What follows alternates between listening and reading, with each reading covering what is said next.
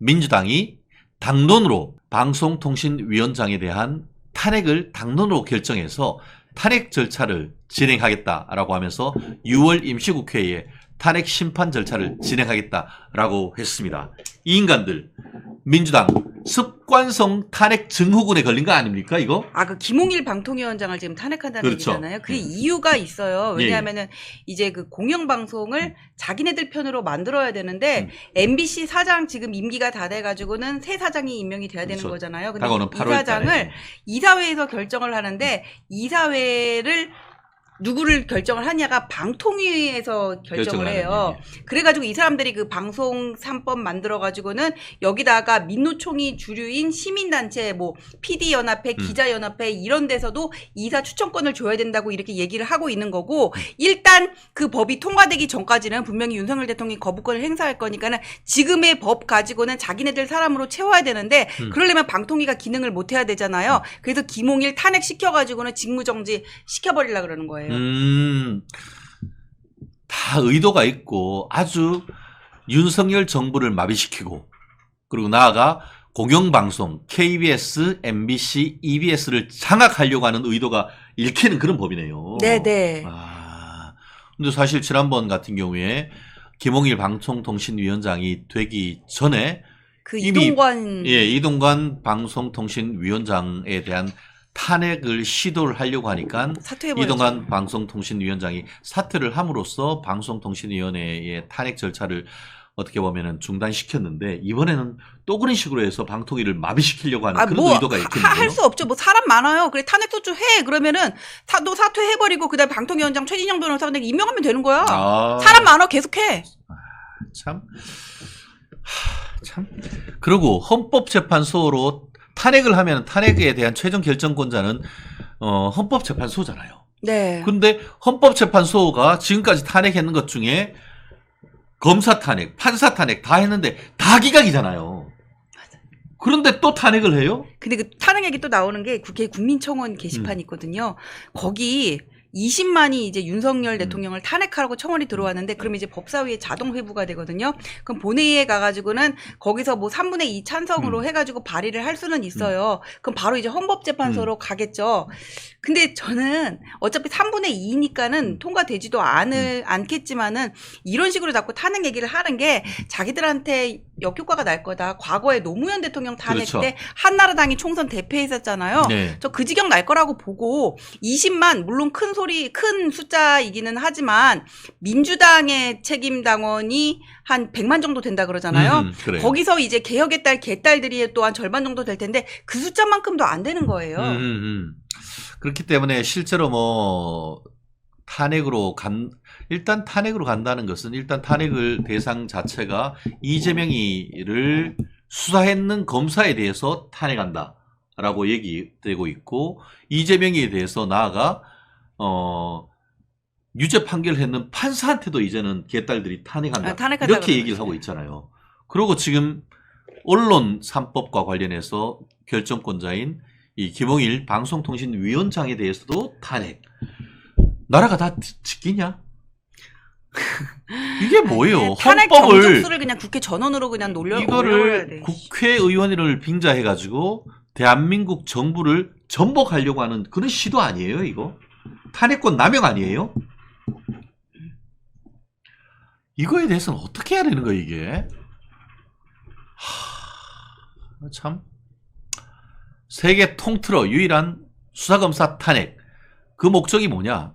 뭐 확실하지 뭐. 이재명이 수사하지 말라는 거 아니야. 맞아요.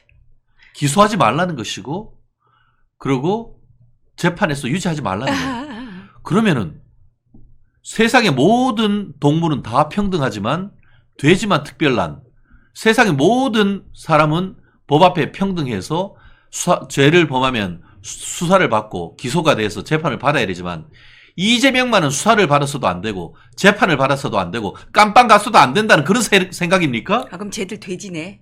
돼지인 거지. 이게 동물농장에서 돼지는 뭐예요? 돼지. 폭군. 우리가 폭군이고 결국 공산사회에서 공산당 일당 독재를 보여주는 것이, 그걸 비판하는 것이 동물농장 아니겠습니까? 그 모습이 지금 바로 이 민주당의 모습 아닙니까, 이게? 저는 섬찟해요, 사실. 이게 호시절님 웃는 게 아니잖아요, 사실. 이게 뭐예요? 대한민국 모든 사법 시스템, 모든 대한민국의 법치주의를 깡그리 무시하고 지들이 다수당이란 이유만으로 폭행을 일삼는 건 아닙니까? 만약에 지들이 얘기하는 것처럼 수원지방검찰청 1301호 검사가 불러놓은 사람한테 야 밖에 나가서 10분간 퇴정해, 야 와가지고 벽 보고 10분 서 있어 라고 하면은 당신들 뭐라고 할 거야? 검사가 폭행 협박했다고 할 거 아니야. 똑같은 짓을 국회에서 하면은 그게 정당하냐고. 아유 진짜 전 변호사님 이거 완전 국회의원을 빙자해가지고 국민들에게 폭행 협박 모욕하는 거 아닙니까? 모욕하는 거죠. 근데 왜 그 박지원 의원이 그랬잖아요. 그럼 두 손 들고 한 발도 들고 서 있으라 그런다고. 근데 그게 정청래 그 위원장의 그런 그 조치에 대해서 옹호를 해주는 게 아니라 어이가 없으니까 한 거라 그러던데요. 현장에 있었던 사람들이. 참네. 야 정말 말이야 방구야. 근데 변호사님 저는 사법방해다 이렇게 할 게 아니라 국민의힘도 좀 뭐가 세게 보여줬으면 좋겠어요. 그러니까 예를 들어서 뭐 쟤들이 저렇게 나오면은 시행령을 만들어가지고는 쟤들이 만든 법안을 그냥 마비를 시켜버리는 거야. 그러면 시행령을 없애게 하려면 위헌 위법 심사를 또 대법원에다 해야 되잖아요. 그 대법원이 판결이 안 나오게 그냥 질질 끌게 그 앞에 가가지고 시위를 해. 뭔가 이런 정신으로도 보여야지 규탄한다 그러면서 우아하게 백조 행세만 하려 그러면. 그렇습니다. 저도 비슷한 생각인데요. 왜 국민의힘 국회의원들은 탄핵 남용 방지법 탄핵 신청했는데 기각되면은 그 국회의원에 대해서 윤리 심사를 해가지고 자격 박탈한다든가 그런 부분을 해야 되는 거 아닙니까? 물론 강대강만으로 갈 수도 없지만 그와 같은 무도한 탄핵 시도에 대해서는 제도적으로 규제할 수 있는 그런 제도 장치를 만들어야 되는 것 아닙니까? 시행령으로 만들라고요. 시행령으로. 시행령으로 만들면 어차피 안 지키겠다.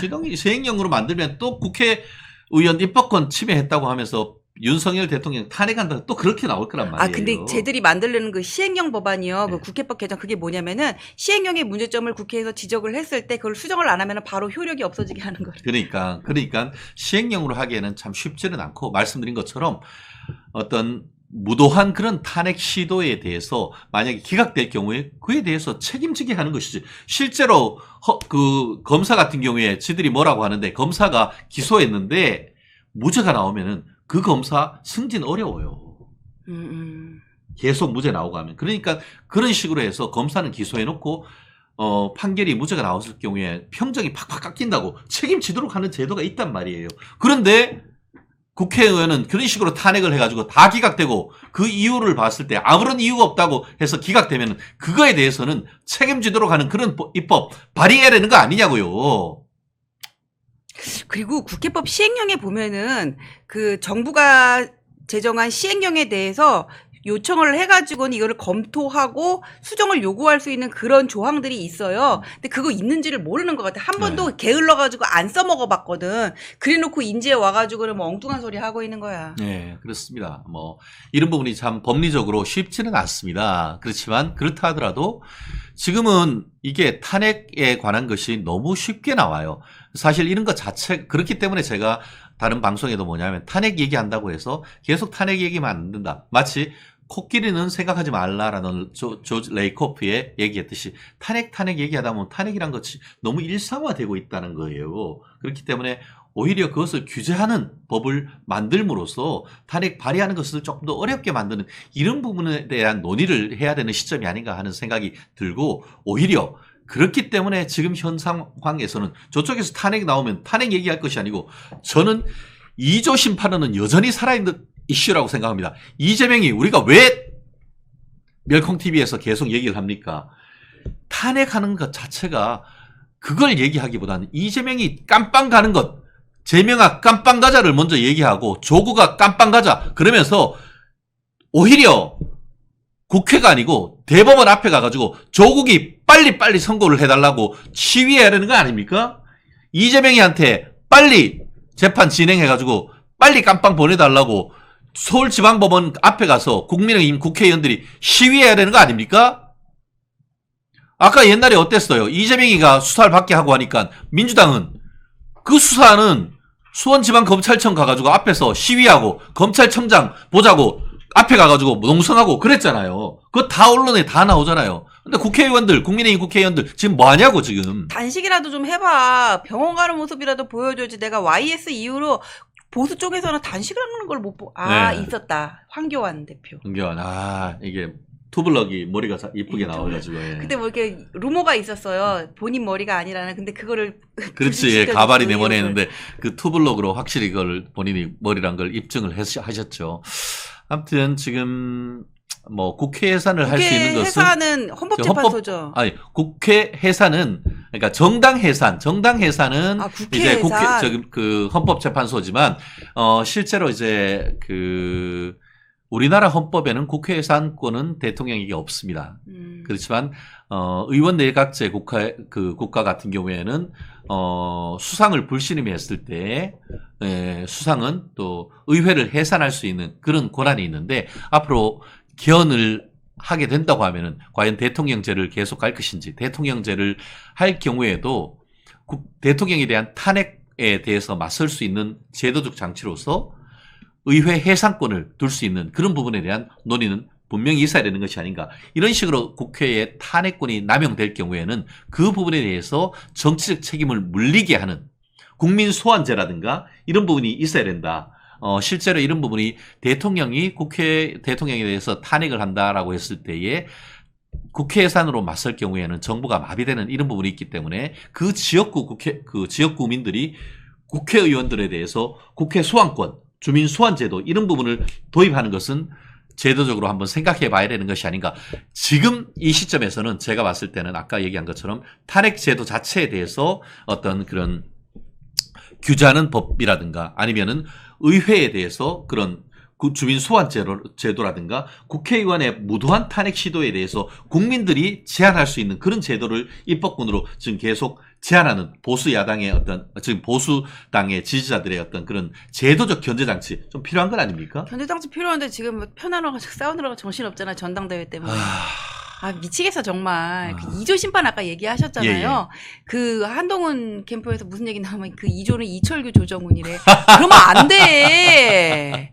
아, 정말 짜증나. 그리고 사실 친윤인이라는 것도 네. 과거에 이런 카테고리가 좀 이렇게 무너지고 분화된 것 같거든요. 제가 볼 네네, 때는. 뭐 맞습니다. 대표적인 친윤 한동훈 위원장으로 가셨잖아요. 주진우 의원. 뭐 그런 거 보면은.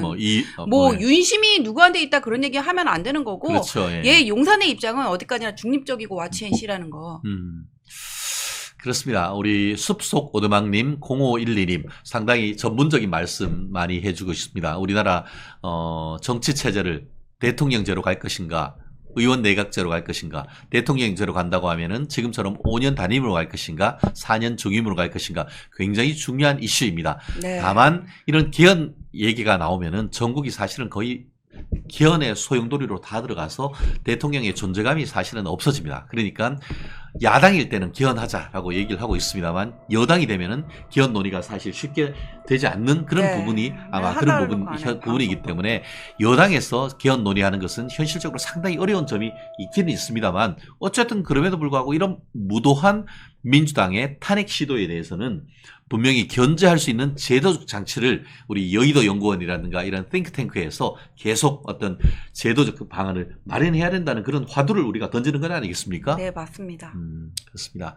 우리 전 변호사님 최고위원 출마해 주시면 좋겠습니다. 라고 하면서 등록 마감돼가지고 슈퍼 채트 다음에 보내줬는데 나갈게요. 네, 어제 우리 다 마감이 됐습니다. 우리 최고위원 나가지 않는다 하더라도 우리 전 변호사님은 또 보수의 여전사로서 정말 요즘 종횡무진, 사회를 종횡무진하고 있는 그런 근데 상황입니다. 저 요새 좀 전투력 떨어졌어요. 저 좀 아프거든요. 그러니까 너무 많이 불러서 다 가시는데 좀 멸콩TV만 좀 나와주세요. 네네, 멸종TV는 저 요번 주만 하더라도 벌써 3번째예요. 맞아요. 근데 그렇게 해도 또 많이들 봐주셔요. 너무너무 멸종TV 요새 감사합니다. 조회수 잘 나와가지고는 나와도 신나요. 엄지척 멸콩TV입니다. 엄지척. 감사합니다.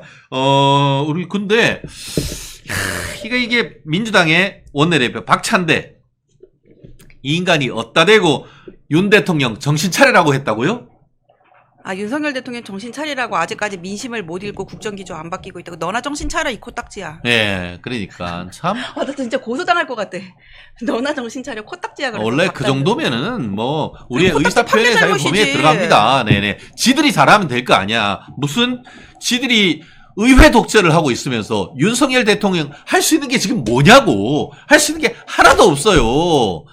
대통령으로 뽑아놔가지고 개혁 입법하려고 하는데 민주당이 다 막아놔가지고 할 수 있는 게 하나도 없다고. 그러니까 고육지책으로 법은 못 바꾸고 이 위임한 범위 내에서 대통령령, 시행령으로 해가지고 지금 겨우겨우 일부 지금 개혁해 나가고 있는 거 아닙니까? 네, 맞아요. 네.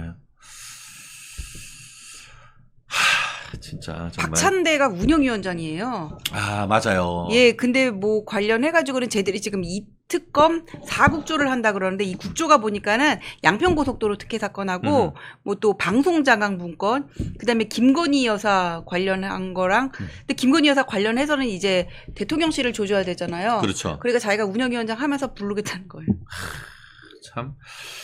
그러니까 지금 실제로 특검을 해야 될 것은 이재명과 이재명 떨거지 아닙니까? 참. 이걸 인간이라고 해야 되나? 누군지 아시겠죠? 정청래. 무법사위의 위원장 정청래. 어제도 저희가 좀 다뤘습니다만 참 국민, 안 그래도 요즘 날이 더워서 그런데 국민 혈압 올리는 인간 정청래. 법사위가 무법사위가 된 것 같아요. 우리 전 변호사님. 이 인간 어떻게 해야 되는 겁니까? 근데 어떻게 할 수가 없어요. 원래는 그 추미애 의원이 국회의장 꿈이 좌절이 되고 법사위원장을 생각을 했다 그래요. 그다음에 박주민 의원 얘기도 나왔었잖아요. 그렇죠. 근데 민주당에서 판단을 하기에 지금은 법을 잘 아는 사람이 아니라 무지 목매하더라도 밀어붙일 사람이 필요한 거잖아요. 근데 민주당 내에 이 정청래 의원처럼 얼굴 두껍게 밀어붙일 사람이 없대요. 그렇죠. 그래가지고 지금 법사위원장을 시켰다 그러는데 정청래 의원이 지금 4선이죠. 4선 맞습니다. 네, 4선이면은 3선이 보통 하는 건데. 그래서 4선이 지금 법사위원장 하는 그렇죠. 거예요. 그래서 관례가 어긋난다는 거죠. 예, 근데 민주당은 그러더라고요. 지금 뭔가 이렇게 정권 심판 받아서 총선 그렇게 괴멸이라고 말을 좀 폐기배를 했으면은 이제까지 법사위에서 통과된 법안들이 민생 법안이 수천 건에 이르는데 이게 좀 각성을 하고 와가지고는 이제 정청래 의원의 어떤 그런 그립을 인정을 해주고 협조를 해야 되는 게 아니냐 그렇게 얘기를 하는데 아직은 보여준 게 정청래 의원은 유상범보다 공부 못한다는 거하고 그 다음에 이종섭, 이시원 밖에 나가 서 있으라 이거밖에 지금 남긴 그렇죠. 게 없거든요. 이런 식으로 하면서 협조를 바랄 수는 없는 거예요. 협의라는 거는 상호 양보와 상식을 전제로 하는데 무상식자하고 무슨 협의를 합니까? 그렇습니다. 뭐 다 아시겠습니다만 정청래의 무도한 언급을 제가 몇 가지 확인해 드리겠는데요. 지난 25일 여당 간사 설인권에 대해서 이의 제기하는 유상범 국민의힘 의원에게 저기요. 그런데 위원님 이름이 뭐예요? 이름이 뭐예요? 이런 어이가 없는 일이 어디 있어요? 원래 뭐 간사를 선임하고 어떤 법사위에 진용을 꾸린 다음에 심의 의결을 나가야 되는데 그것도 하지 않고 바로 심의 의결을 자기들이 하려고 하니까 그거에 대해서 문제 제기하는 건 너무나 당연한 적법 절차 아닙니까? 네, 그러니까 내정돼 왔으니까 이제 유상범을 뭐 법사위원장, 민주당 쪽, 국민의힘 쪽 간사로 인정합니다. 뭐 이런 절차가 있어야 그렇죠. 되는데 그냥 무시한 거예요. 개무시한 거지. 그러고 나서 이제 그래서 가서 얘기했더니 너 이름이 뭐냐 이러는 그렇지 거야. 이름이 뭐냐라고 하고 뭐 국회법 공부 좀 하라고 하니까 이제 또 유상범 의원도 이게 법조인 출신으로서 공부는 내가 좀 더 잘한 거 아니에요? 뭐 이렇게 여기 서울법대 검사 출신이고 여기는 모르겠어. 제가 뭐 거의 제가 더 뭐 이상 특별히, 얘기하는 거는 예, 그래요. 예. 뭐 특별히 우리가 뭐 학력에 대해서 뭐라고 하지는 않습니다. 그런데 아니 근데 공부하라는 얘기를 한 사람 자체가 이 사람이 잘못한 거죠. 그렇지. 유상범이 뭐라 그래요. 그러니까. 내가 너보다 법은 더 잘하는 거 맞잖아. 맞잖아. 객관적인 팩트지. 그럼 네가 변호사 하든가 해가지고 사법시험 해가지고 그러면서 또 뭐라고 했냐. 이게 지난 21일 해병대원 특검법 청문회에서 수사 중이라 답변할 수 없다라고 이종섭 전 국방위원장이 얘기를 하고 하니까 10분 퇴장하세요. 그렇게 하고 군복 입고 있던 장성에게는 그게 어디서 난 버릇이야. 토달지 말고 사과해. 일어나. 그리고 이게 뭐야 이정근 이게. 사단장한테 그럴 거면 사퇴하라 그랬어. 사퇴하라 그랬어요. 그리고 또 뭐라고 하냐면은 일어서 그 또 이종섭 장관한테는 아니 가훈이 정직하지 말자는 것이에요. 또 끼어들어요. 퇴장해요. 반성하라. 이게 뭐예요 이게? 그리고 이게 문제가 뭐냐면은, 입법 청문회라는 거는 우리가 뭔가 진실 규명을 하기 위해서 한 거잖아요. 근데 법사위에서 이렇게 입법 청문회를 하는 거는 주로 공청회 형식이었단 말이에요. 전문가들을 맞아요. 불러서 하는 건데, 이렇게 수사 중 재판 중인 사람들 불러가지고 조지는 거는 이번이 처음이었어요. 처음이죠. 그리고 뭐 잘 조졌냐? 그것도 아니야. 왜냐하면은 그때 김용민 의원은 무슨 뭐 영상하면서 그 앞에 윤석열 대통령이 내복 입고 반려견 찍고 네. 안고 있는 사진하고, 그다음에 김승원 의원인가요? GS지지 그 판사 출신이라는 맞아요. 사람이요. 네. GS지지 욕했던 이분은 대통령실 번호 끝으로 대통령실이 앞에 국에 800이거든요. 02800 이런 식으로 나가는데 7070 돼 있는 게 있는데 이건 천공번호냐 이러고 조롱을 했어요. 그렇죠. 예. 사실을 규명하지도 못하고 팩트도 안 된 사실을 가지고 얘기를 하고, 또 여기서 하나 나온 게 뭐냐면은 임성근 사단장이 갑자기 여사 라인이라는 거예요. 왜 여사 라인인가 봤더니 여사 그 도이치모터스 사건 있죠. 네. 거기에 이모 씨라는 사람이 등장을 하는데 이 사람이 해병대 출신이거든요. 네. 그래서 임성근 사단장이 있는 카톡방에서 무슨 뭐 골프 부킹 예약이 나왔었대요. 진짜 근데 어이가 임성근 없다. 사단장은 이 사람이 누군지를 잘 몰라. 네. 뭐 골프를 잡니 어쩌니 하다가 거기 임성근 사단장은 대답도 안 했고 그 부킹이 아예 그냥 없었던 걸로 하기로 좌절이 됐어요. 근데 그거를 가지고 여사 라인이다 지금 이러고 얘기하고 있는 거예요. 니들이 제정신이냐 이런 생각이 드는데요. 사실 청문회는 영어로 뭐죠? 몰라요. 영어로 히어링입니다. 아 맞다. 영어로 청문, 히어링이에요. 들을 청문. 예, 들을 청자, 듣고 물을 문자, 듣고 우리는 우리나라 말로는 청문회지만 이 청문회는 미국 제도를 가지고 온 거거든요. 그리고 미국의 그 제도에서 청문회는 히어링이라고 하는 겁니다. 히어링은 뭐죠? 듣는 거 아닙니까? 그러면은 질문을 하고 나서는 듣는 것인데 들을 생각은 안 하고 지들이 말만 하고 윽박지르고 할 거면은 청문회를 왜 해? 나 진짜 참 어떻게 기본이 안 된 이런 인간들을 공격수랍시고 해가지고 마구 총질을 하게 해요. 그리고 수사 중인 사실에 대해서 이렇게 불러가지고 물으면 안 되는 거잖아요. 수사는 원래 기밀성이 원칙인 거잖아요.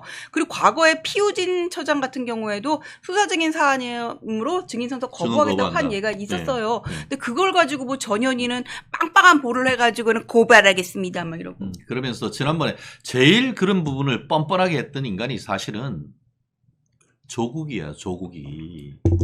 조국이가 나와가지고. 난 뻔뻔한 게 아니라 좀 모자란 것 같아, 요즘 보면. 고소해. 고소해. 화이팅. 화이팅. 아싸. 네. 변호인, 선임. 그렇습니다. 제가 뭐 변호사 다 해드리겠습니다. 실제 이런 인간들이 대한민국의 300명 대표자 중에 한 사람이라는 것 자체가 내가 이러려고 국회의원 뽑았나라는 생각이 들지 않을 수 없는 상황 아니겠습니까?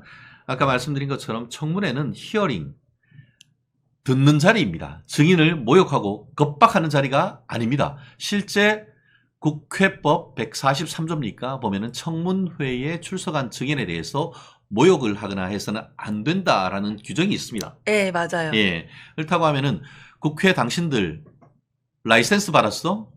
진짜 뭐 면책 특권이 있다고? 그런 것 좀 없애.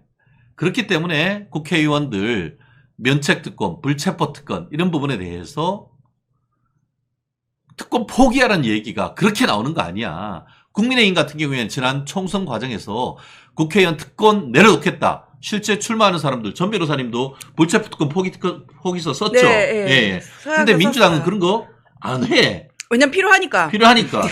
방탄이 필요하니까 그분을 위해서. 그리고 봤는데 지금 전과자 비율이 민주당이 제일 높아요. 지금 국회의원.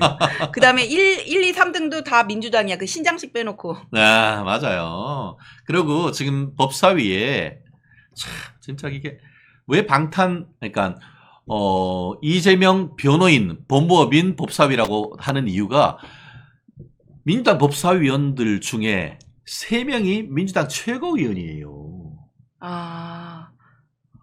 그러니까 이게 제사보단 제밥에 관심이 있는 거 아니에요. 나와가지고 무조건 요즘 말로 무조건 무조건 이재명 방탄하려고 나오는 거 아닙니까? 근데 저 인간들이? 법무법인이 좀 저렴한 법무법인 같아. 변호를 잘 못해. 아, 그것보다 더 문제는, 아니, 변호사는 이재명이가 돈을 내야지. 왜 국가로부터 매월 세비로 1,500만 원씩 받으면서 변호를 지들이 하냐. 변호를 하냐고. 이건 문제 아닙니까? 참, 진짜. 이윤정님, 전과자는 국회의원 하면 안 되잖아요. 근데 전과 4. 안 되는데 뭐 지금 국회의원 비율 거의 30%가 다 전과자고 그중 1등이 민주당이에요. 참, 네. 우리 새우깡님 아이디가 너무 재밌어. 이게 사이가 아니고 서이 새우깡이야. 이거 보면은 저분이 이름이... 그런데 전현희도 국민권익위원장 할 때 수사 중인 사안으로 답변 거부한다고 한 적이 있다 맞아요? 그러셨거든요. 한번 찾아볼게요. 맞아요. 예, 맞아요. 실제로 그런 케이스가 많습니다. 예, 너무 재미있네요. 댓글. 그렇습니다. 조혜명이 대장동 돈 다 어디 있냐? 예. 법사위 로펌의 대장동 변호사다. 우리 새우깡님, 촌철살인이십니다. 최수홍님, 전과 사범이 큰 문제죠. 방탄하려고 저런 무식이 같은 자를 지명해서 방탄에 쓰고 싹 다 구속시켜가지고 민주당 수사 김일성 수령화 되고 있습니다. 라는 말씀 많이 공감되는 것 같습니다. 민주당 이재명 1극체제. 1극체제가 뭡니까? 그게 일당 독재 아닙니까? 그러면서 어느 방송 나가가지고는 상대방 패널이 윤석열 독재 정부라 그러는 거예요. 내가 꼭지가 돌아가지고 거기서 소리 지르고 싸웠어. 근데 다음부터 나 안 불러. 사고 쳤다고. 안 불러도 돼. 우리 안 대장, 돼, 안 돼. 우리 몇콩 TV 더 나오면 돼. 저 뭐 안 불러도 상관없어요. 네, 그럼, 나도 예. 하고 싶은 소리 내가 안 해야 돼? 그럼, 예. 아, 참, 어이가 없다, 진짜. 예. 놀랍지도 않죠. 30% 전과자. 아니 30% 가까운 제가 그때 여기서 그 이종근 평론가님하고 얘기를 했었거든요. 예. 찾아볼게요.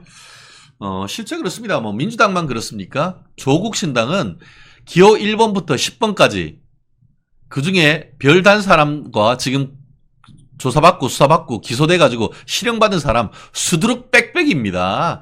저 짝은 어떻게 그렇게 똑같은지 그렇게 해서 깜빵 가고 깜빵 갔다 온 사람들, 그런 사람들의 지배를 받는다는 것 자체가 정말 대한민국 국민의 한 사람으로서 어처구니가 없다라는 말씀 하지 않을 수가 없습니다. 아, 정말.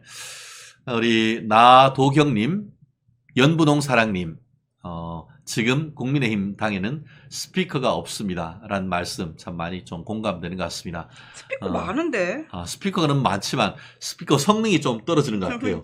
트위터만 있고 이게 우퍼와 이게 서브우퍼가 이게 미드레인지 이게 스피커가 좀 없는 것 같아가지고 좀 굉장히 안타깝다라는 멸콩 TV 시청자분들의 어떤 질타가 있는 것 같습니다. 총선 후보자 중 30%였어요. 지금 국회의원 중에서 몇 프로인지는 정확하게 확인을 해보시고 국회의원 후보자 중에 별단 사람이 30%나 된다는 이런 어이없는 세상이 참 열받네요. 아닌데요. 여기 보면은 전과자가 28% 이렇게 돼 있는데요. 그게 진짜네. 28이 30이나 뭐. 그러니까 후보자가 30%였으니까 뽑힌 사람 3몇 프로 아니냐 그래가지고. 예, 참 그렇습니다. 나도경님, 저는 20년째 국민의힘 책임 당원입니다. 라는 말씀해 주시고, 저도 이제 예전에 이제 그 현장에 가보면은 오셔가지고, 제가요, 변호사님, 공화당 때부터 당원이었습니다. 이런 분도 계셔요.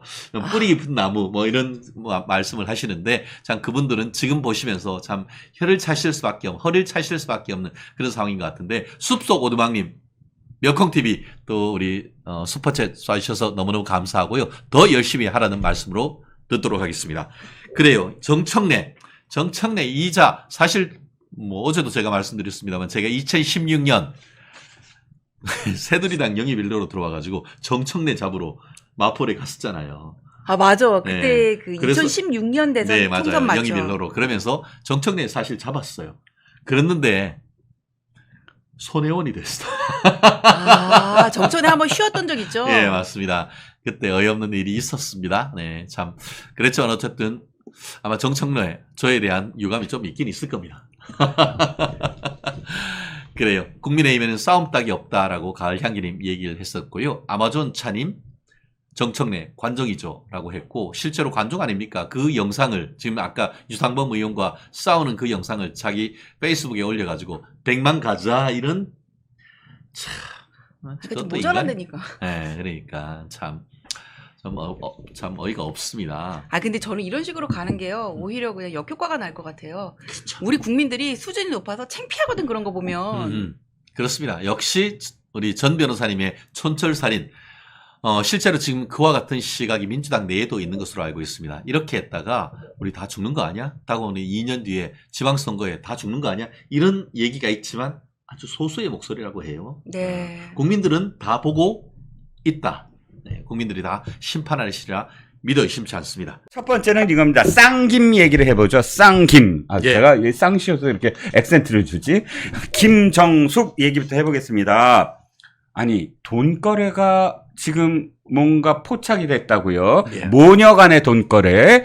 지금 민주당 진영에서 맨날 수년간을 김건희 여사의 모녀가 뭐 수상한 거래를 했다, 내부자 거래를 했다, 별의별 얘기가 다 그렇게 그 가짜 뉴스로 공격하지 않았습니까? 근데 이건 진짜 뉴스 같아요. 김정숙과 문다혜의 수상한 돈거래 뭡니까 도대체? 전주지검에서 이제 조금씩 흘러나오는 수사 내용이죠. 네. 이게 전주지검에서 굉장히 수사를 야무지게 잘했다라는 느낌을 이게 흘러나올 때마다 느끼게 되는 것입니다. 네네. 이 검찰이 국민들의 알 권리를 위해서 조금씩 수사를 알려주는 건요. 네네. 이 내용을 여러 언론사를 골고루 나눠줍니다. 아하. 어느 한쪽에 잘 주지 않습니다. 아, 이게. 그렇군요. 뭐 조선일보 한 번 주면 중앙일보 한 번 주고 이런 식으로 하는데 법조 출입 기자들한테요. 예. 예. 이거 지금 상당히 오래 수사를 해왔고 거의 지금 이 압수수색도 다 했고 네. 이 소환 조사도 다 한 것이거든요. 예. 핵심 인물만 빼고요. 예. 그런데 이 내용이 예. 굉장히 이 정밀하게 잘 되어 있어요. 어허. 그래서 그 내용들이 하나하나씩 드러나는 건데 네. 이번에는 지금 김정숙이 다른 제3자를 통해서 네. 돈 5천만 원을 지금 다혜에게 보냈다. 문다혜에게 보냈다라는 네. 내용이거든요. 네. 이건 지금 금융원에서 그게 잡혔다라는 것 아닙니까? 그렇죠. 자, 금융정보 분석원이 분석원이죠. 말씀이시죠? 예, 예. 자, 5천만 원 이상은 다 자동으로 포착이 됩니다. 네. 그런데 그 중에서 이제 범죄 혐의가 있는 부분을 밝혀내죠. 드러내서 검찰에 의뢰를 하는 것인데 네. 이게 검찰에 의뢰가 됐다라는 게 알려졌다. 이 이야기는 수사 지금 이 부분 거의 다 했다라고 하는 이야기입니다. 아. 그러니까 이 전주지검에서 수사한 내용들이 상당히 많은 것들이 확실해졌을 때 알려진다라는 특징을 가지고 있더라고요. 네네. 이 전주지검에서 문다혜에 대한 이 특혜 부분 말이죠. 네. 이 수사를 왜 중앙지검으로 지금 옮기지 않느냐라는 네. 논란이 있었는데 그 네. 부분에 답을 내렸어요. 어떤 답이? 전주지검에서 이 옮기지는 못한다. 음흠. 중앙지검에도 지금 뭐 결론을 내렸다는 말씀이시죠? 김정숙 건도 많이 있기 때문에 네네. 형사 3부에서 하고 있는데 네. 형사 3부 검사 10명을 모두 투입하자. 아. 이 대통령 가족에 대한 수사는 생각보다 쉽지 않습니다. 그렇죠. 정말 어려운 것이죠. 네네. 그래서 사실은 중앙지검이 아니고는 음흠. 그동안은 수사를 하지 못했습니다. 그렇죠. 이 송철호 사건도 울산지검에서 수사하고 있던 것을 음흠. 이 우윤 검찰총장이 네. 이 윤석열 검찰총장이 되자마자 처음으로 이야기한 것이 저게 어떻게 해서 울산지검에서 수사가 되는 것이냐 중앙지검으로 바로 옮긴 거거든요. 네. 근데 이건 옮기지 않고 전주지검에서 10명의 검사를 투입해서 이제는 마무리 단계 수사입니다. 네. 예, 이제는 그 사위 서모 씨, 네. 그다음 문다의 소환부터 일어나게 될 것이다. 네. 중앙지검과 겹치지 않도록 하겠다. 네. 이게 수사에 오히려 더 도움이 될 수도 있을 것이다. 아하. 중앙지검은 지금 김정숙에 대해서 수사를 하고 있거든요. 그렇군요. 예.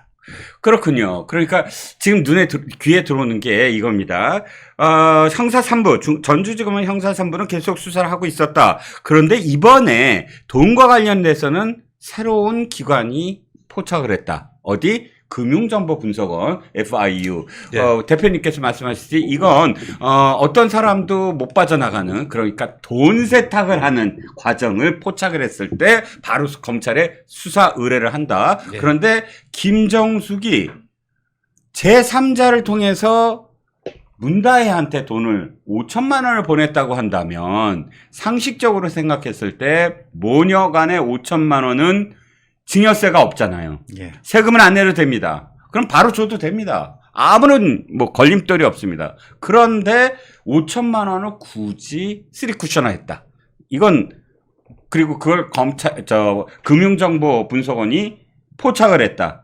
이건 아하 두 가지 검은 돈이거나 세탁을 하거나 돈 세탁을 하거나 둘 중에 하나다.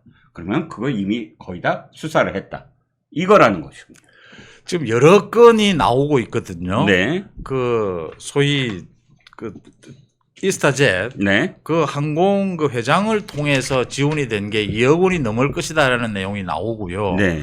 지금 청와대 김정숙과 가장 가까운 사람들, 그 네. 디자이너의 딸, 네네. 그다음 이 경호원 네. 돈 거래한 것이 드러났어요. 네. 드러나자 문다혜의 반론이 네. 이제 문다혜가 그 SNS에 글을 올렸다가 지운 게 있습니다. 네네. 이 꼴랑 300만 원 이 이야기였거든요. 그렇죠. 지인한테 받은 300만 원. 예, 지금 이 300만 원이 중요한 것이 아니죠. 네네. 우리가 전에 듣지 못했던 일들을 보고 있습니다. 네. 대통령 가족과 대통령실 직원이 돈 거래를 해. 네. 그게 10만 원이든 네네. 300만 원이든. 만 원이든 간에. 자, 이게 하나하나 지금 드러나고 있는 것입니다. 네네. 그래서 지금 뭐 여러 가지 이 문다혜가 집을 사는데 도와준 것이다, 생활비를 하는데 도와준 것이다 라고 하는 내용들이 나오는데 네. 돈 거래는 작고 크든 훨씬 더 많이 있었을 것이다라는 그렇죠. 이 추정을 지금 검찰에서 계속 적당한 알 권리 확인된 것만 지금 소위 언론에 국민들의 알 권리를 위해서 흘리고 있다 이렇게 보입니다. 그런데 정말 이해가 안 가는 게 며칠 전 기사가 또 이렇게 나왔어요. 문다의 가족이 이상직에 받은 돈이 2억 원이 넘는다. 물론 이 2억 원은 월급이라든지 그러니까 타이스타젯에서 월급을 주니까 그 월급도 포함한 거지만 그러나 가면 보면 집 월세라든지 뭐 이런 것도 들어가고 또 그 자녀의 국제학교 와 관련된 부분도 들어가고 이렇게 참 이 먹고 사는 거는 저 이상직을 통해서 다 해주는데 아니 보통 이 한 가족 이 정도 연배의 어린 아이를 갖고 있는 가족이 2억 정도면 그래도 생활할 수 있지 않습니까? 그런데 그 이외의 돈을 왜 그렇게 지인들을 통해서 돈을 줬어야 했을까요? 이게 지금 이 일이 일어나는 당시에는 그 서모 씨와 이혼을 하기 전입니다. 아, 전이겠죠. 예.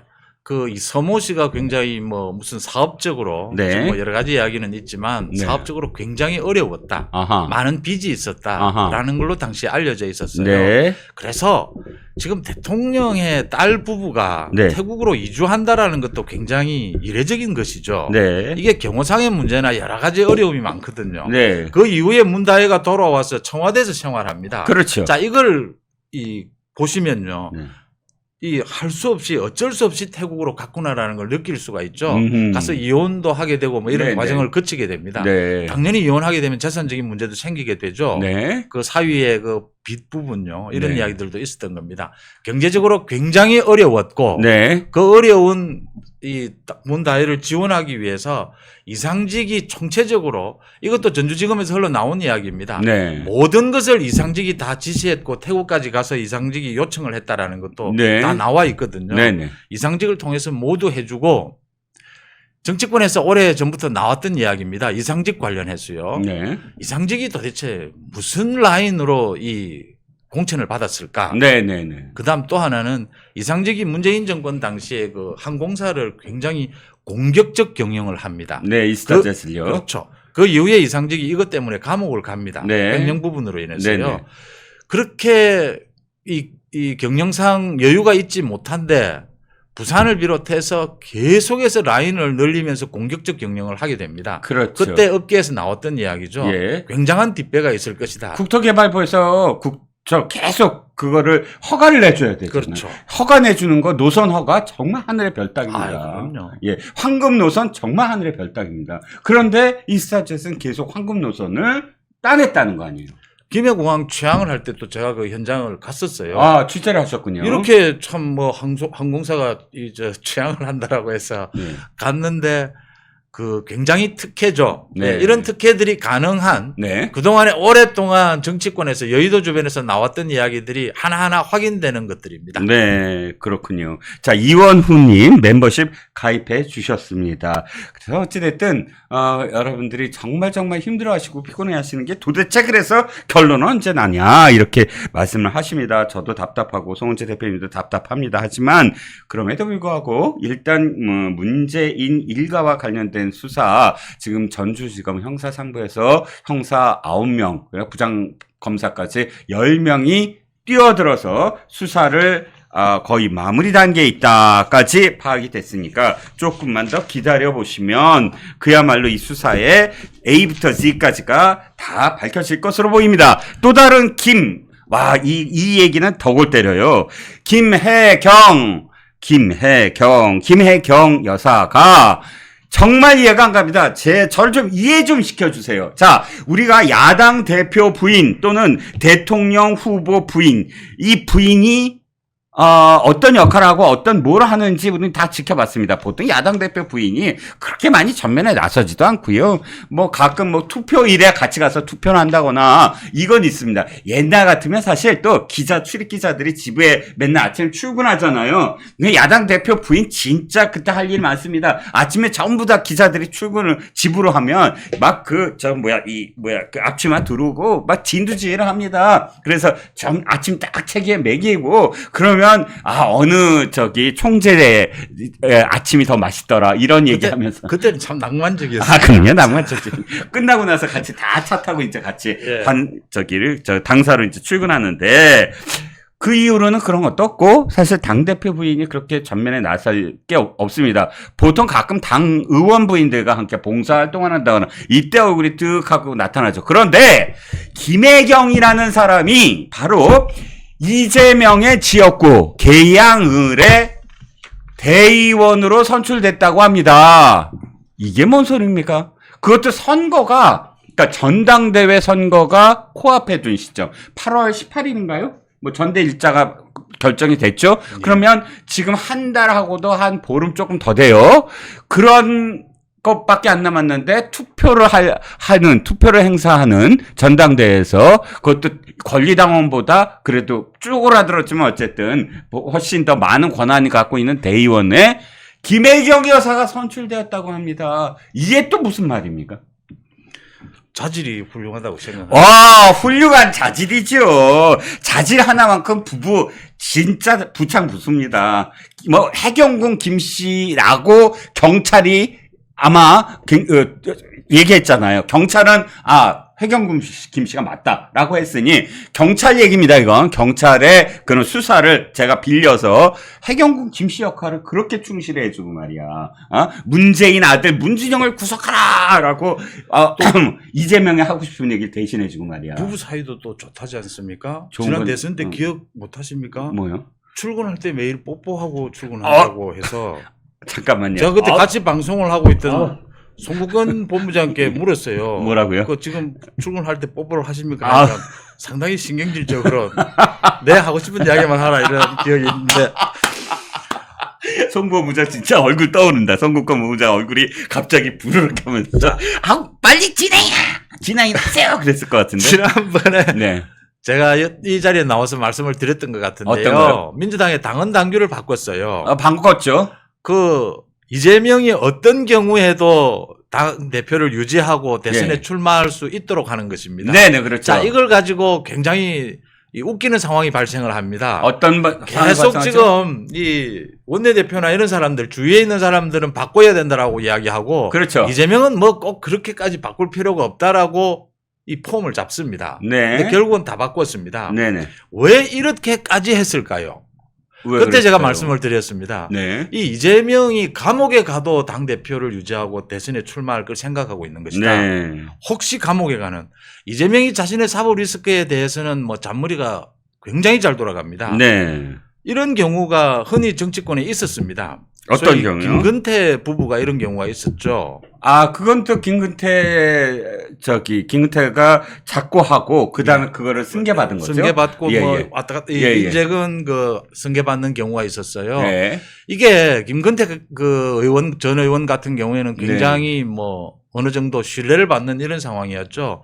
이재명은 이 생각을 하고 있는 겁니다. 어떤 생각이요? 자기가 이제 구속이 되는 그런 최악의 경우가 왔을 때도 이 당과 자기의 지역구 모든 것을 계산했을 때 네. 지금 가장 믿을 수 있는 사람들로 다 포진을 시켜 나가고 있는 것입니다. 그렇죠. 이재명은 최악의 경우에 오는 9월, 10월 또는 위증교사 1심 판결입니다. 네. 법정 구속될 가능성도 생각하고 있구나라는 걸 이런 대목에서 읽을 수가 법정 있습니다. 구속이라는 게 있구나. 이 법정 구속은요. 제가 위증교사 1심 판결은 강조를 하는 부분이 네. 위증교사는 정면으로 지금 이 사법 방해를 한 것이거든요. 그렇죠. 증거인멸이나 도피의 우려가 구속의 사유입니다. 네. 증거인멸이나 도피의 사유가 정면으로 사법 방해하는 겁니다. 그렇죠. 위증교사에서 저런 경우에 재판에 영향을 미칠 경우에는 지금 네. 보통 500건 뭐 네. 1년에 그렇게 나오면 300건 이상이 실형을 받습니다. 그렇죠. 1년 이상 2년 이런 징역형을 받아요. 예. 징역형을 받으면서 법정 구속될 가능성이 저는 매우 높다라고 봅니다. 그렇군요. 이재명은 있을 수 있는 가능성을 지금 다 대비하고 있습니다. 그렇죠. 부인이 예쁘기도 하고 이런 본인이 바라봤을 때 우리 저 확실하게 그 표현합시다. 객관적인 게 아니고. 아니 이재명 자기가 출근하면서 아니 그러니까 본인이 본인이. 이재명의 눈으로. 뽀뽀를 한다. 아 이재명의 눈으로. 뽀뽀 안 하시잖아요. 이재명의 눈으로. 예. 예.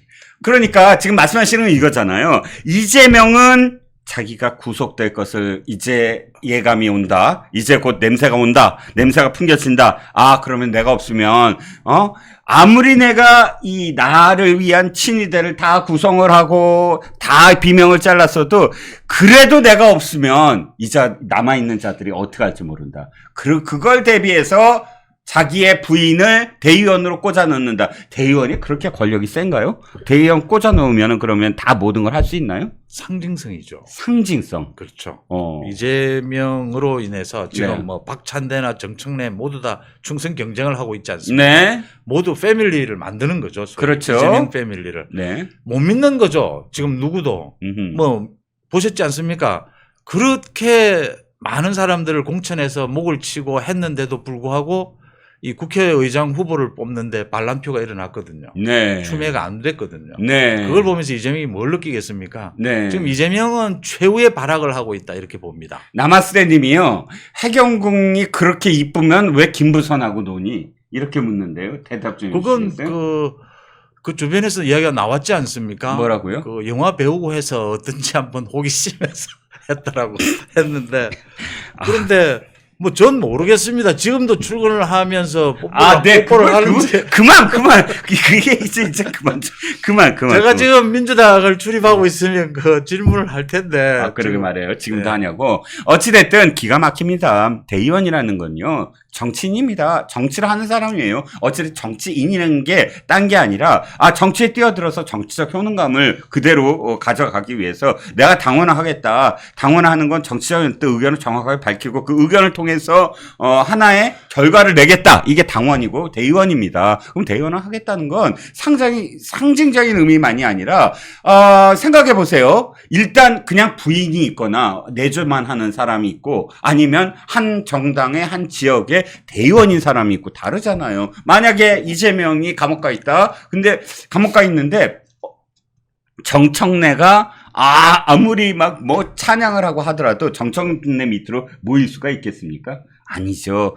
그게 바로 아내와 뭐 딸과 아들이 이 다른 사람들과 다른 겁니다. 정치적인 상징으로 딱 모일 수가 있잖아요. 그렇죠. 핍박받는 정치인의 아내. 정치인의 아내가 드디어 정치적으로 이제 그 각성을 하기 시작했다. 내 남편이 저렇게 감옥에 있는데 여러분들은 가만히 계실 겁니까? 하고 이제 연설을 하기 시작하고 그렇죠. 그러면 이제 점점 그 개딸들이 모이고 하면서 완전히 여의도로 출발? 와, 여기까지 가능한 겁니까? 그렇게 된 경우가 말씀드렸던 그 인재근 의원 전 의원도 그런 경우였고요. 네. 이제 가장 상징성이 높은 것이 자녀거나 부인이거나 이런 경우죠. 그렇죠. 지금 그걸 이재명이 노릴 정도로 이재명도 다급하다. 초조하고 급하다라고 하는 것이죠. 믿을 사람이 없구나. 예. 내가 아무리 정청래가 저렇게 해도 정청래가 저렇게 의사봉 휘두르고 별의별 말을 다 할수록 안 믿어져. 믿을 수가 없다. 저 사람은 어떻게 믿니? 그 여의도에 이야기가 있지 않습니까? 어떤 이야기가 있죠? 정말 어마어마한 뭐 공천권이나 권력을 가지고 있는데 네. 감옥에 가기 전과 감옥에 갔을 경우 완전히 180도로 달라집니다. 그렇지. 이건 뭐 정치권에서 권력의 문제지 않습니까? 그렇죠. 그걸 이재명이 몰 리가 없거든요. 감옥에도 당대표 옥새를 갖고 갈 수 있나요? 가지고는 갈 수는 있습니다.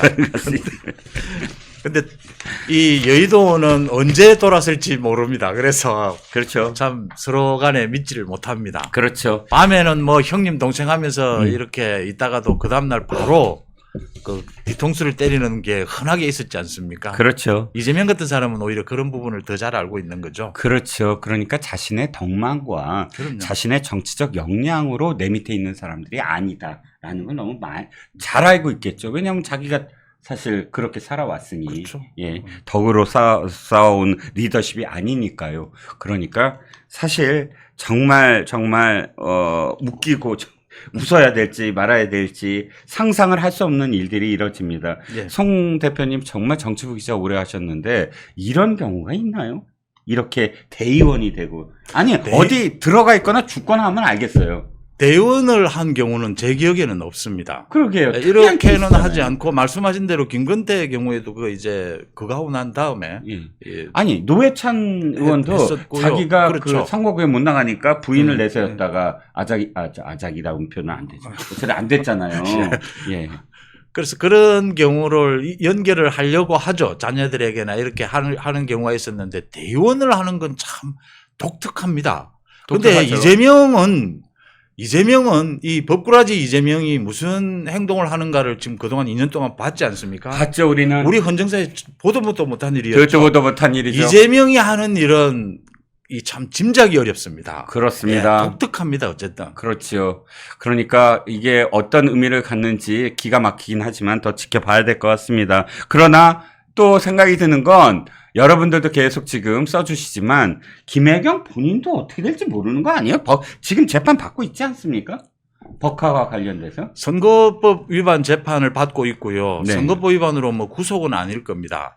법인카드 지금 수원지검에서 이번 달 안으로 기소를 하겠다라고 했어요. 네. 근데 법인카드는 굉장히 심각한 겁니다. 그렇죠. 저거 자꾸 유용 이런 표현을 쓰는데요. 제가 보기엔 저거 횡령입니다. 네. 거의 횡령 수법이고 규모거든요. 그렇죠. 저 두 사람에 대해서 기소를 해야 되고요. 네. 저는 저게 이재명의 책임이 가장 클 거지만 김혜경도 굉장히 많은 책임이 있을 것이다. 그렇습니다. 민간인 신분이거든요, 일단. 그래서 네. 뭐 혐의가 있겠냐 이러는데 김혜경이 이재명 모르게 배소연과 함께 이렇게 빼돌린 것도 굉장히 많을 것이다라고 봅니다. 그렇죠. 김혜경이 지금 재판받는 건 고작해야 그 식사 하나예요. 예. 그거는 뭐 의원 선거법- 부인들 예. 그거 하나 갖고 지금 재판을 받는데 지금 강백신을 수사를 하거나 혹은 그러니까 탄핵을 하거나 해서 검사들 탄핵을 시키잖아요. 4명을. 그게 왜 그러냐 하면 바로 법카 수사를 제대로 했던 이정섭 부장검사 법카 수사 제대로 했는데 탄핵 당했잖아요. 지금. 그러면.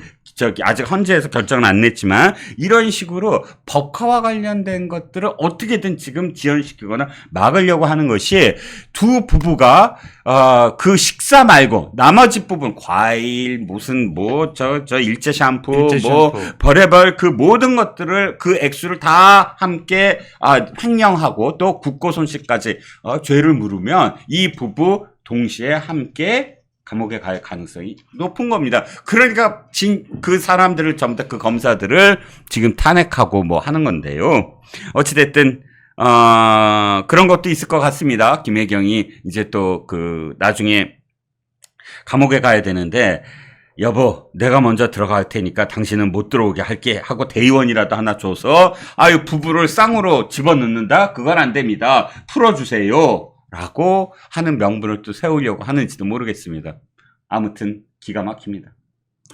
조국은 부인을 감옥에 보냈는데 이재명은 그렇게 할 수도 없고 또 예쁜 부인을 보낼 수도 없고. 그 예쁘다는 말씀인데 그만하시면 안 됩니까? 그만하겠습니다. 예. 아니 그건 어쨌든 이재명의 눈으로 그걸 얘기해야죠. 저는 뭐 이재명의 표현을 따르시는 거죠 지금?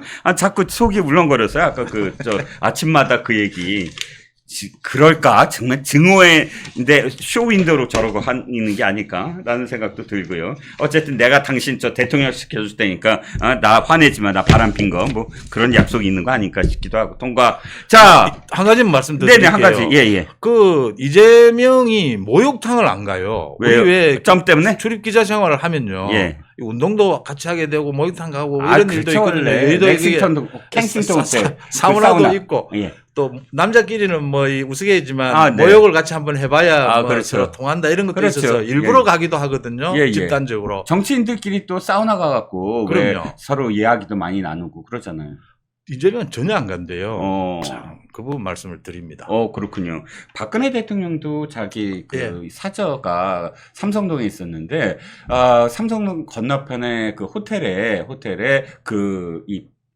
회의룸 같은 게 있잖아요. 사우나에. 거기서, 많이 회의를 또 했다고 합니다.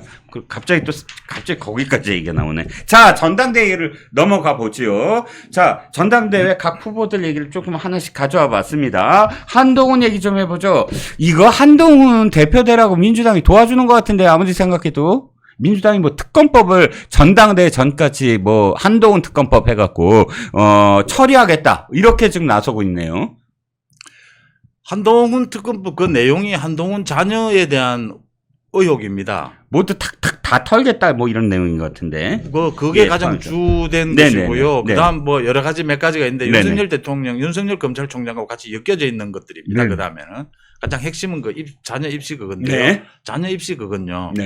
경찰이 이례적으로 2번에 걸쳐서 이 수사 회의까지 열어서 무혐의 처리를 했고요. 그렇습니까? 미국에 있는 MIT 대학에서도 우리는 아무 문제 없이 우리가 경찰에 보낸 회신입니다.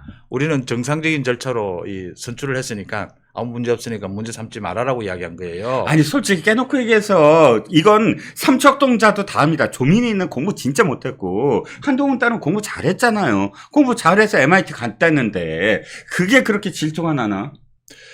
그래서 접근은 아마 말씀하신 대로 민주당이 오히려 도와주는 형태가 될 겁니다. 민주당이 지금 국민의힘 전당대회를 놓고 분열을 꾀할 수 있을 것이다라는 걸로 저렇게 하고 있고요. 저게 또 묘하게 된 게 조국이 계속해서 저 주장을 해요. 그래가지고 지금 조국하고 민주당이 좋지 않거든요. 조국이 여러 가지를 주장을 했는데 민주당이 전부 외면했어요. 그래가 조국이 지금 사실 삐져 있거든요. 또 지지율도 좀 떨어지고요. 지지율은 왜 떨어지느냐면 엄청 떨어졌더라고요. 계속 폐악질만 하는데 그 지지율이 유지가 되면 그게 이상한 거죠. 그렇죠. 그런데 또 한 가지 제가 왜 떨어지냐면 폐악질이 민주당이 너무 심하게 폐악질을 하니까 상대가 안 돼. 여기서는 왜 저 정청래 최민희가 뜨니까 조국이랑 박은정이 아무리 해도 정청래가 박은정은 앉아요. 앉아. 그리고 박은정 끽 또 앉았잖아요. 정청래 그 폐악질이 못 따라가는 거 아닌가?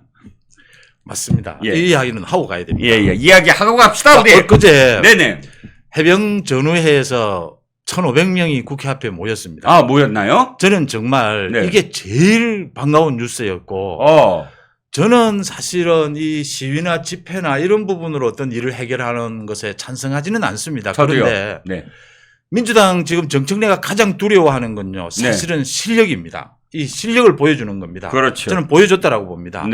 저 정청래가 그날 21일이었죠. 그 청문회를 하면서 우리 국군을 모욕하는 건요.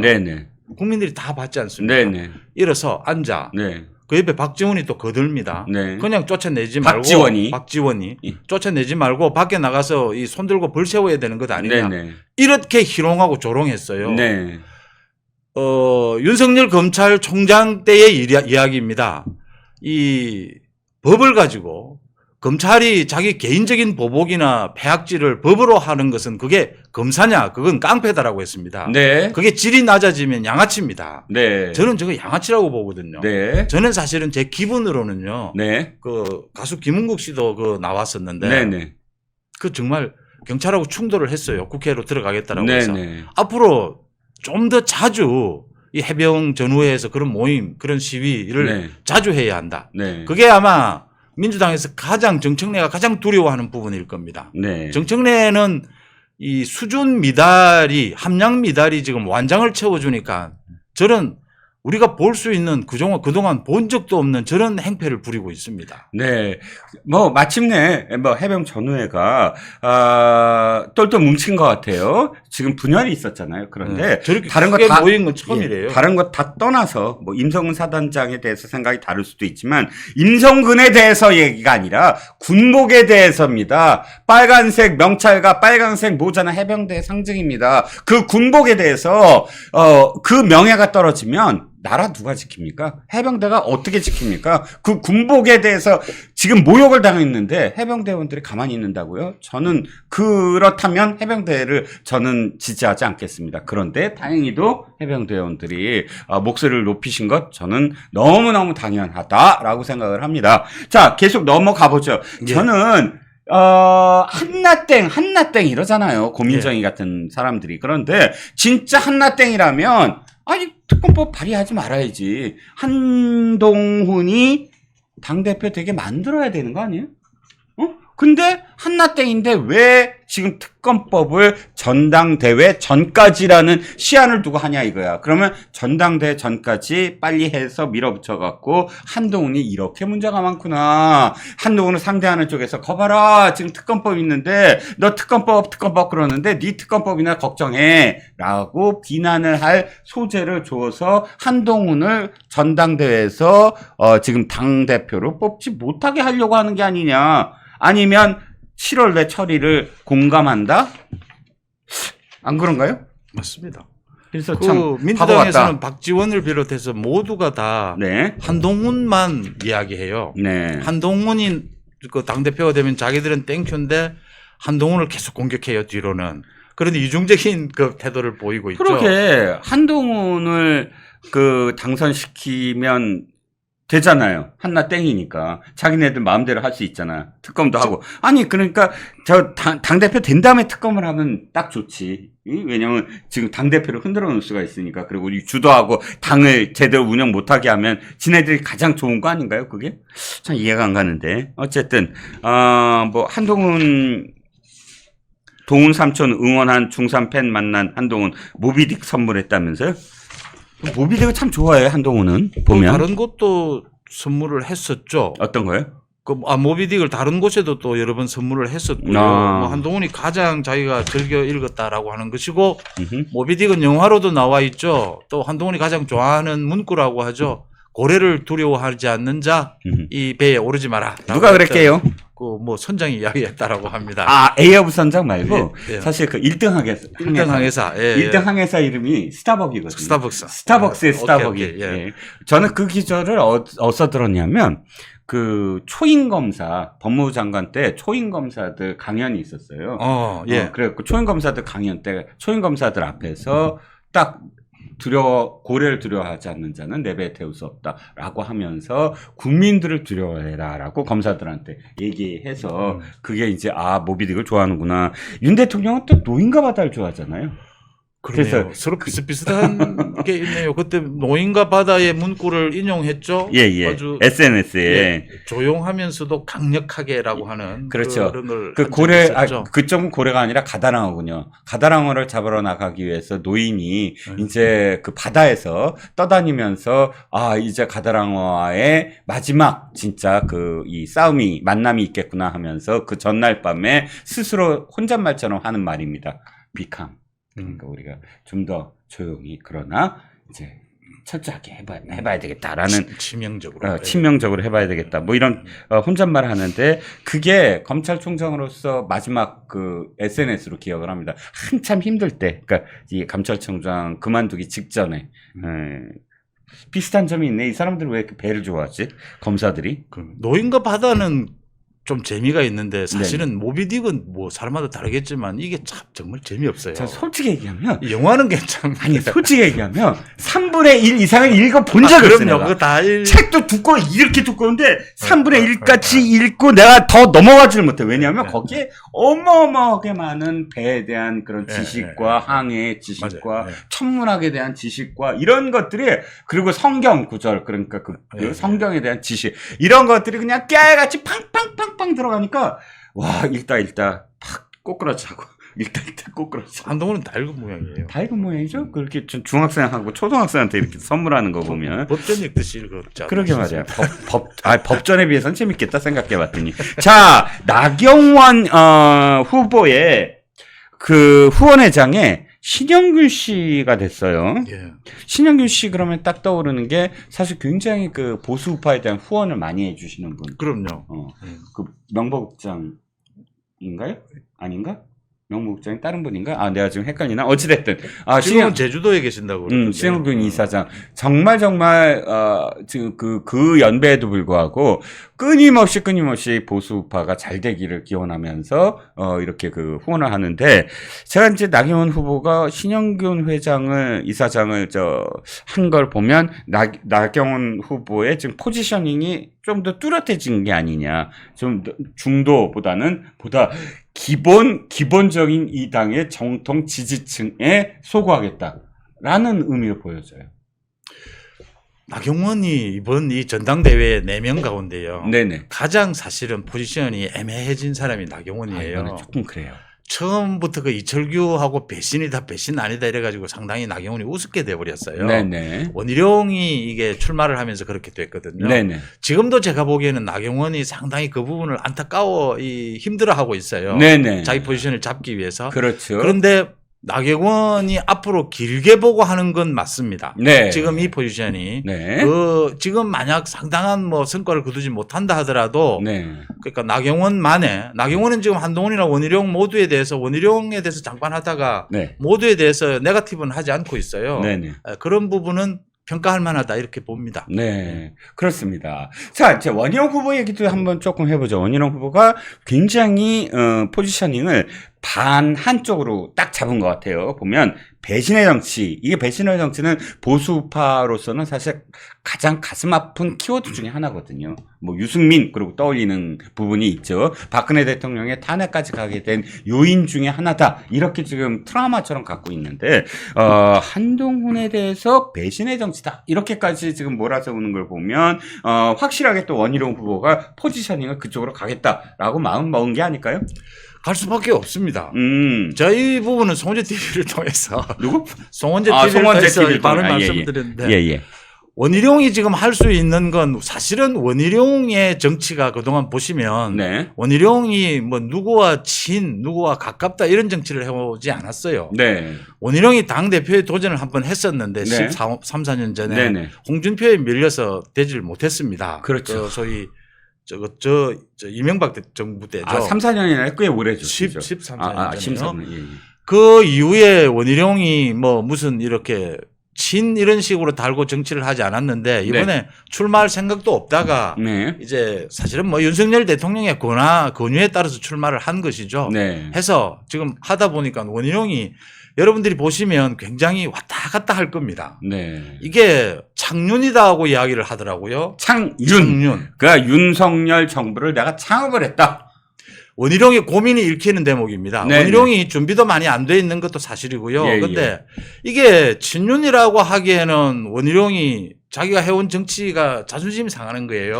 그렇죠. 원희룡 그러면 떠오르는 게 사실 소장파, 자기 목소리, 자기의 정치를 하는 사람, 이런, 그러니까 주류의 쓴소리 하는 사람, 이런 걸로 사실 정치적인 그런 행보를 보여왔죠.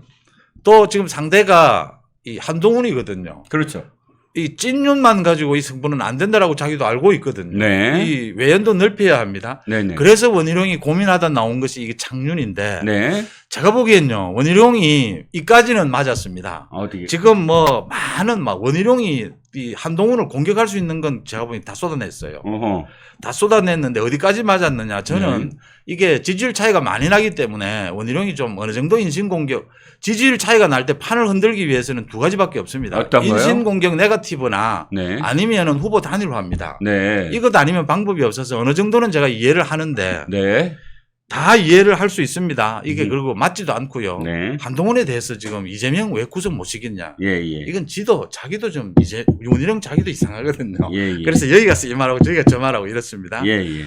그리고 한동훈에 대해서 윤석열 정부와의 갈등을 해소하지 않고 있는 것은 좀 문제가 있다라는 지적까지는 괜찮습니다. 네네. 그런데 배신자라는 저 말은요. 네. 저건 아마 역풍이 불 겁니다. 네. 저 이야기가 나오게 되면 저 원희룡이가 정말 아프게 사과를 했던 부분입니다. 네. 언제요? 박근혜 전 대통령 네네네. 탄핵 부분 아닙니까? 네네네. 그 부분에 대한 이야기를 자기가 이게 지금 당 안에 내부 경선에서 근거 없이 배신자라는 단어를까지 쓴다라는 것은 저는 이번에 원희룡이 초반에 이 판을 흔들기 위해서 홍준표의 사실은 굉장히 이해할 수 없는 이 감정적인 처사들이 나왔거든요.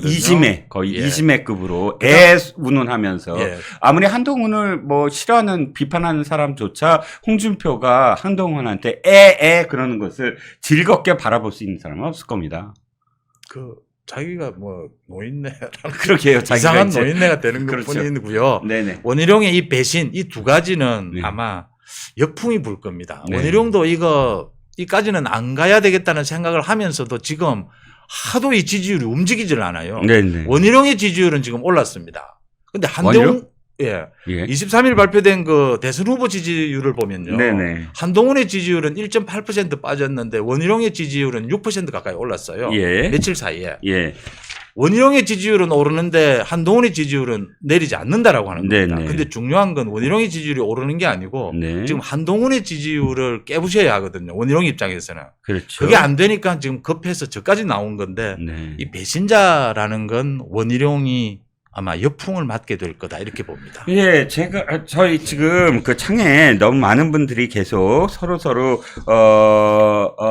이제 조금 격해지셨는데, 송 대표님이나 저나 특정 후보를 적극적으로 뭐 지지한다거나 이런 발언을 하는 것이 아니라 각 후보별로 어떤 점이 장점이고 어떤 점이 아쉽다. 이런 지금 말씀을 드리는 겁니다. 그러니까, 저는 이 선거가 끝난 다음에는 모두 다 또 합쳐서 이재명이 대통령 되는 것을 막아야 되지 않겠습니까? 나라 망가지는 것을 막아야 되지 않겠습니까? 그러니까 서로 비판하는 것은 좋은데 그러나 금도는 넘지 말아야 된다. 저는 이렇게 생각을 합니다. 바로미님 신사적인 경쟁 부탁드립니다. 맞습니다. 나경원 후보가 연설문 마지막에 한 것 우리 멋지게 싸워봅시다. 그 말이 저는 맞다고 생각합니다. 싸울 때도 멋지게. 당권투쟁은 분명히 중요합니다. 당권투쟁이 없는 당, 그게 민주당입니다. 그 죽은 정당이죠. 활력이 없어요. 이 당은 우리 국민의힘은 얼마나 활력이 있습니까? 그 활력은 서로 간의 금도를 지키면서 멋지게 싸울 때 사실은 활력이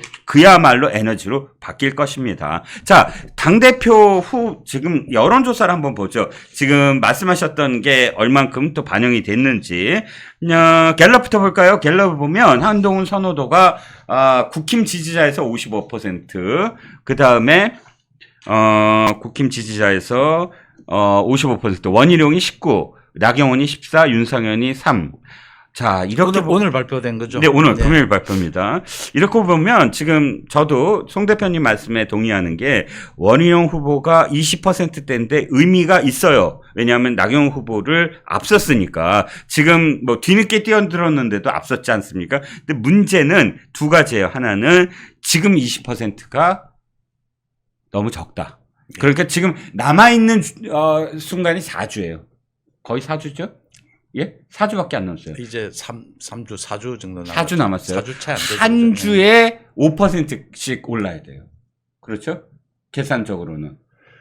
그렇죠. 그런데 이 예. 초반 구도, 지금 초반전이 지났거든요. 네. 이제 다음 주부터는 중반전이 됩니다. 예. 초반전 이 구도 싸움이 제일 중요하거든요. 예. 여기에서 원희룡이 제가 이 말씀부터 드리겠습니다. 이번 전당대회에 출마한 4명의 후보, 네. 이 4명의 후보는 제가 보기에는 지금의 여권에서 낼 수 있는 최고의 카드들입니다. 예. 다음 차기 정권 재창출까지요. 그렇죠. 네 사람 다. 네, 이런 사람들이 지금 싸우고 있는 것이어서 아름다운 경선이 됐으면 좋다라고 하는 것이고요. 네. 원희룡이 굉장히 많은 장점들을 가지고 있습니다. 네. 그런데 원희룡이 생각보다 이번에 네. 이 소위 일부 친윤의 적극적인 지지를 받고 있는데도 불구하고 네. 초반의 판을 완전히 이 크게 바꾸는 데는 성공하지는 못했다. 아하. 미치지는 못했다. 아하. 그 부분을 제가 지적하고 있는 초반에 것입니다. 임팩트를 더 가져갔어야 더 됐다. 세게 가져갔어야 하는데 네, 준비가 좀 부족했다. 이렇게 임팩트가 너무 보입니다. 약했다. 연설문이 A4 용지 반밖에 안 되는 등 사실 준비가 안 된 게 많이 보입니다. 하지만 지금부터라도 어찌됐든 자기의 컨텐츠가 있어야 된다.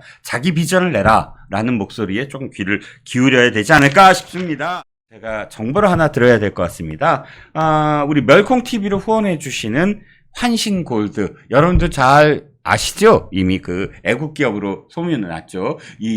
이승만 대통령의 전기도 사비를 털어서 책으로 만드신 그런 그 기업입니다. 이 기업에서 만든 환신골드. 밑에 지금 환신골드 광고 문구가 나갈 겁니다. 이번에 2+1 2+1 특별 이벤트를 하는데 이 환신골드를 제가 좀 먹어봤어요. 식약청에서 인정받은 건강기능식품이라고 해서 먹어봤는데 뭐 여러 가지가 좋습니다. 면역력 증진, 피로 개선, 혈소판 응집 억제를 통한 혈액 흐름 개선, 그다음에 기억력 개선 뭐 이렇게 쭉 지금 저한테 읽으라고 문구를 주셨지만 저는 먹고 딱 두 가지가 저한테 딱 효능감이 있더라고요. 첫 번째는 제가 저녁 밤만 되면 조금 머리에 두통 같은 게 있어요. 왜냐면 좀 말을 많이 하는 직업이다 보니까 에너지가 많이 소비되고 그러다 보니까 피가 조금 머리에 안 올라가는 듯한 느낌? 이런 느낌이 좀 들거든요. 머리가 많이 아프고. 또 두 번째는 제가